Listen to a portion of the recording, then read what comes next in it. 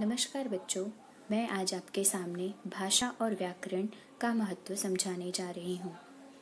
यह चित्र आप ध्यान से देखिए। इसमें ट्रैफिक हवलदार हाथ के संकेतों द्वारा सामने आ रही वाहनों से को संकेत कर रहा है कि रुक जाएं।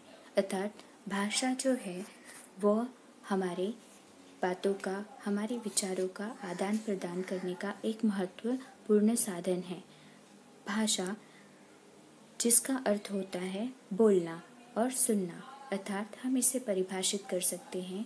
भाषा ही वह माध्यम है जिसके द्वारा हम अपने मन के भावों और विचारों को प्रकट करते हैं और दूसरों के भाव और विचारों को जानते हैं। भाषा के मुख्यतः दो रूप होते हैं, मौखिक तथा लिखित। मौखिक भाषा अनौपचारिक होती है, उसका कहीं स्वरूप नहीं होता, और लिखित भाषा औपचारिक होती है क्योंकि वह लिपि द्वारा लिखी जाती है। अर्थात हम मौखिक भाषा को परिभाषित कर सकते हैं। जिस भाषा को मुख से बोला तथा कानों से सुना जाता है उसे मौखिक भाषा कहते हैं।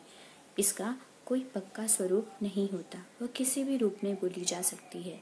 लिखित भाषा अर्थात जब कोई व्यक्ति लिखकर अपनी बात प्रकट करना तथा लिखा हुआ पढ़कर दूसरे की बात समझता है तब वह लिखित भाषा कहलाती है।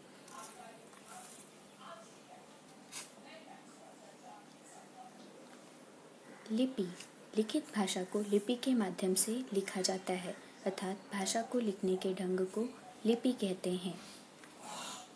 प्रमुखतः प्रत्येक भाषाओं की एक अपनी लिपि होती है, अर्थात वह जिस रूप में लिखा जाता है।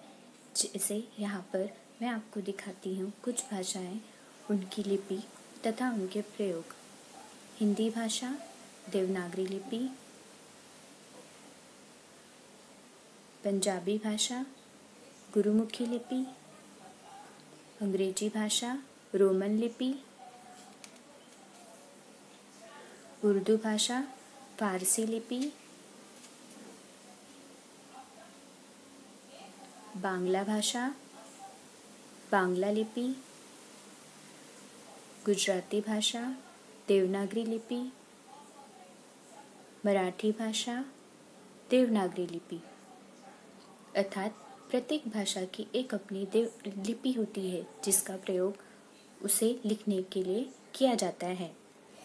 प्रमुखतः भाषाओं में, सभी भाषाओं में हिंदी भाषा विश्व की दूसरी भाषा कहलाती है।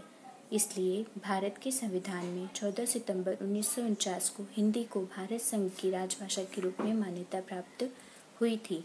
इसीलिए प्रत्येक वर्ष हम 14 सितंबर को हिंदी दिवस के रूप में मनाते हैं। मुख्यतः भाषा का संबंध व्याकरण से होता है, अर्थात भाषा को यदि शुद्ध रूप देना हो तो व्याकरण का ज्ञान आवश्यक है। तो भाषा और व्याकरण का गहरा संबंध होता है। शुद्ध भाषा पढ़ने और लिखने के नियम सिखाने वाले शास्त्र को ही व्याकरण कहा जाता है।